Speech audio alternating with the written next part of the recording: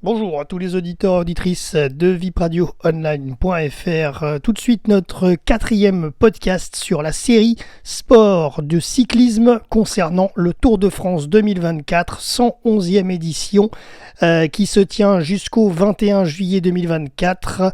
Et donc, on fait un débrief des dernières journées depuis la deuxième étape de repos qui a eu lieu à Gruissan.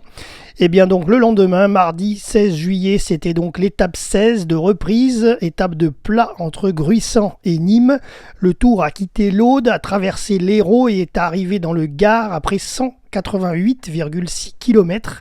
Et là, ce fut une troisième victoire d'étape au sprint pour le Belge Jasper Philipsen qui s'est imposé devant Bauhaus et Christophe.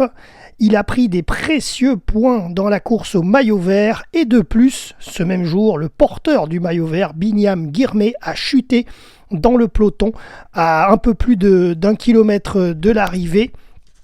Et donc, pour Binyam, les choses se compliquent. Il va devoir se rétablir vite et remarquer rapidement des points dans les prochains sprints intermédiaires s'il veut conserver son maillot vert à l'arrivée finale à Nice. D'ailleurs, Binyam a tout de même réussi à passer la ligne d'arrivée après sa chute quelques minutes plus tard, mais avec l'aide de ses coéquipiers avec un vélo bien endommagé. On se doute que demain, il en aura changé. La bataille est donc lancée avec Philipsen. Au classement général, maillot jaune pour Pogacar pour la 13e journée, maillot vert pour Girmay quand même pour la 12e journée, maillot à pois pour Pogacar pour la 6e fois, maillot blanc meilleur jeune pour Evenepoel depuis 15 jours. Meilleure équipe, l'UAE Team Emirates pour la 13e fois. Mercredi 17 juillet, étape 17 de montagne, 19e jour sur le Tour de France, cette fois entre Saint-Paul-Trois-Châteaux et la station de Super d'Évoluy. Le départ depuis la Drôme en direction des Hautes-Alpes sur un parcours de 177,8 km. Le Tour arrive en région sud PACA et y restera jusqu'à l'arrivée finale à Nice dimanche. Donc ce mercredi, victoire d'étape en solitaire pour l'équatorien Richard Carapaz. Après 4h06 minutes de route, le Britannique Simon Yates termine deuxième à 37 secondes et l'Espagnol Mas monte sur la troisième marche du podium à 57 secondes. Guillaume Martin est le premier Français du jour en 6e position. Au classement général, pas de changement, maillot jaune pour Pogacar pour la 14e journée, maillot à pois aussi pour Pogacar pour la 7e journée, maillot vert toujours sur les épaules de Binyam Girmay, 13e jour, Binyam récupère suite à sa chute d'hier et il a même repris quelques points précieux à son adversaire, le deuxième Philipsen. Maillot blanc pour Evenepoel pour la 16e journée et la meilleure équipe c'est toujours l'UAE Team Emirates, c'est d'ailleurs l'équipe de Pogacar, ça fait 14 jours qu'ils sont la meilleure équipe. 20e jour sur le Tour de France, étape 18 en ce jeudi 18 juillet, accidenté entre Gap et Barcelonnette sur 179,5 km. Le peloton a passé les Hautes-Alpes pour se retrouver dans les Alpes de Haute-Provence. Victoire d'étape pour le Belge Campenaerts en 4h10 de route devant le Français Matteo Verchier qui termine en seconde position et le Polonais Kwiatkowski termine sur la troisième marche du podium. Au classement général, tout est inchangé. Maillot jaune pour Pogacar, 15e jour. Maillot à pois pour Pogacar également pour la 8e fois. Maillot vert pour Girmay pour la 14e journée. Maillot blanc pour Evenepoel pour la 17e fois. Et la meilleure équipe, l'UAE Team Emirates pour la 15e journée. Étape 19, vendredi 19 juillet de montagne, voire même de haute montagne entre Embrun et Isola 2000 sur 144,6 km. Le peloton a quitté les Hautes-Alpes pour rejoindre les Alpes-Maritimes. Les coureurs ont eu sur le parcours le sprint de Guillestre, le col de Vars hors catégorie à 2109 mètres. la cime de la Bonnette, c'est-à-dire le toit du Tour de France 2024 à 2802 mètres d'altitude, avant de redescendre sur Isola Village à 904 mètres et de remonter à la station d'Isola 2000, col de catégorie 1, à 2024 mètres d'altitude.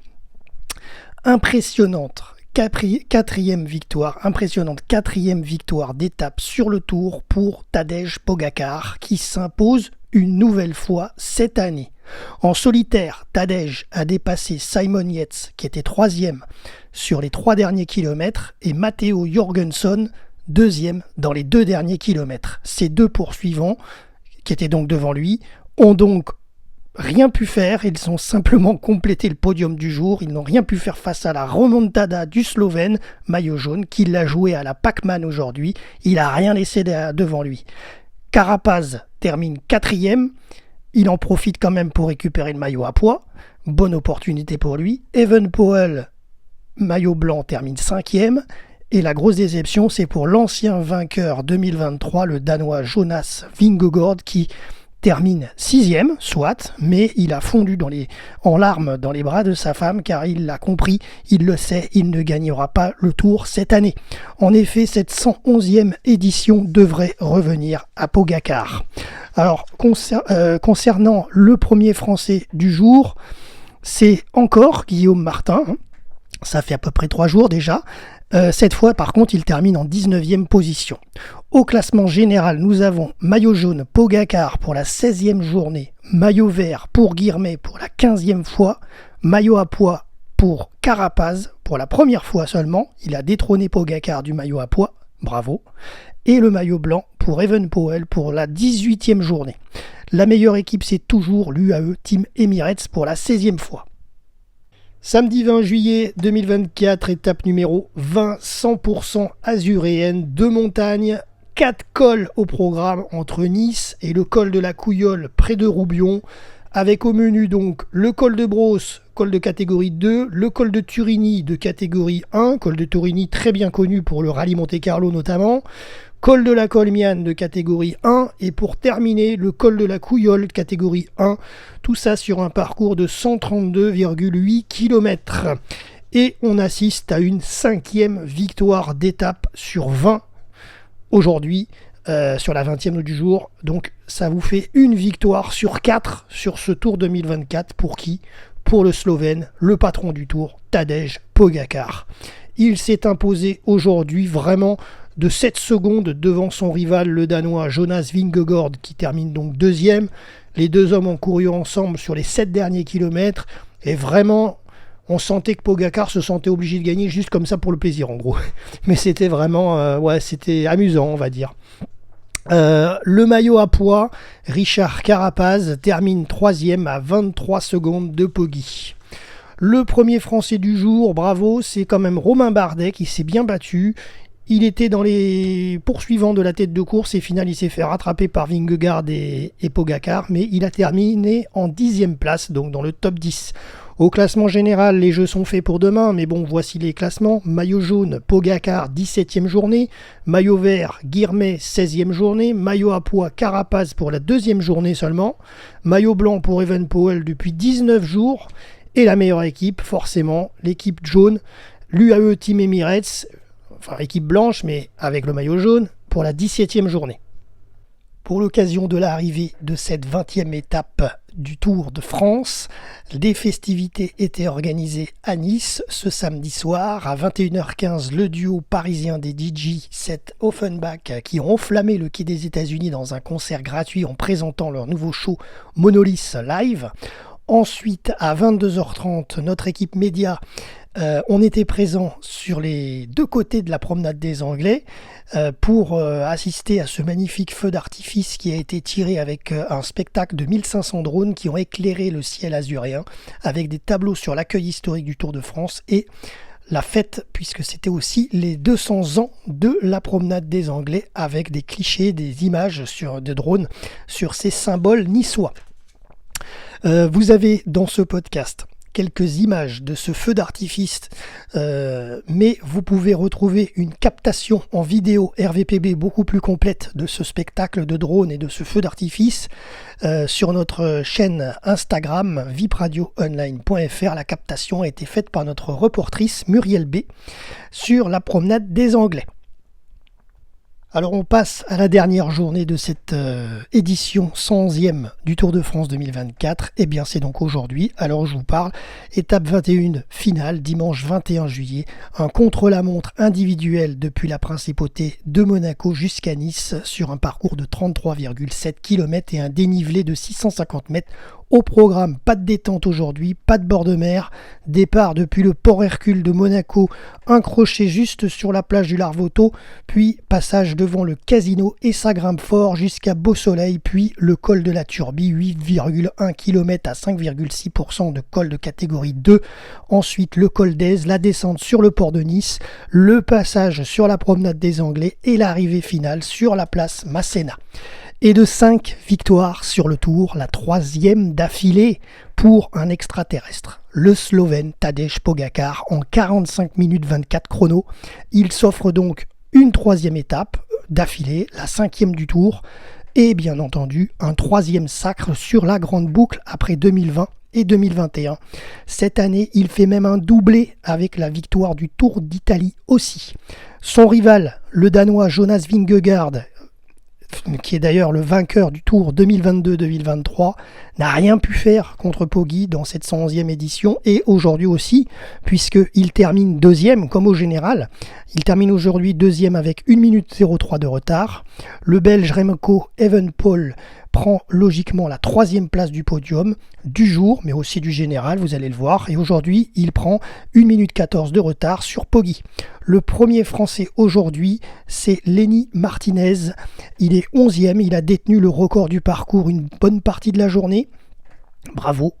Ensuite, concernant le classement général final de cette 111e édition du Tour de France 2024, voici donc les résultats complets.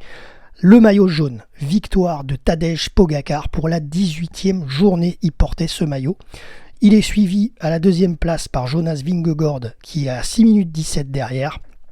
3e, Remco Evenepoel, 9 minutes 18. 4e, Almeida. 5e, Landa.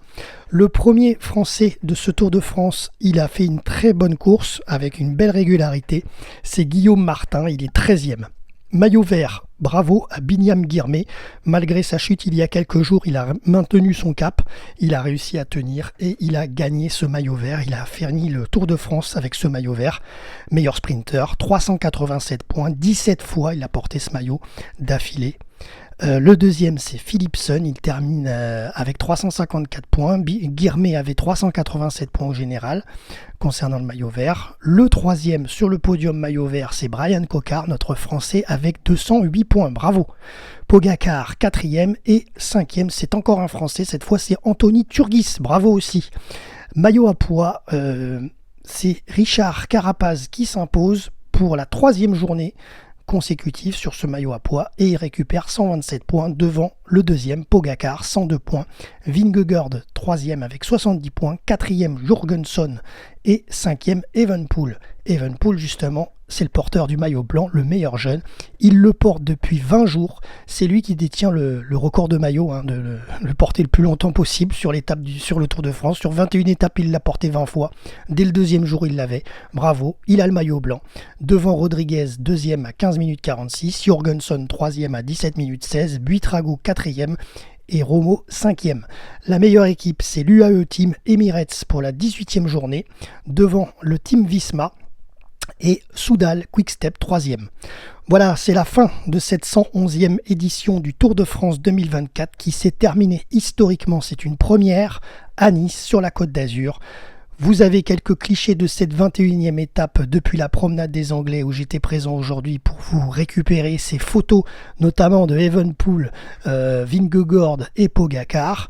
Je tiens à préciser que notre radio associative qui a donc couvert ce Tour de France chaque semaine pour vous faire une série de podcasts n'était pas accréditée sur le Tour. Voilà, on n'avait pas d'accréditation, c'était assez complexe on va dire, voilà. En tout cas, Donc on donne pas de bons points à l'organisation du tour d'ASO, mais en tout cas voilà, on a tenu à couvrir ce tour quand même pour vous, chers auditeurs et auditrices. J'espère que ça vous a plu. En tout cas, à bientôt sur vipradioonline.fr et bien sûr à de prochains reportages pour RVPB. C'était Jérôme.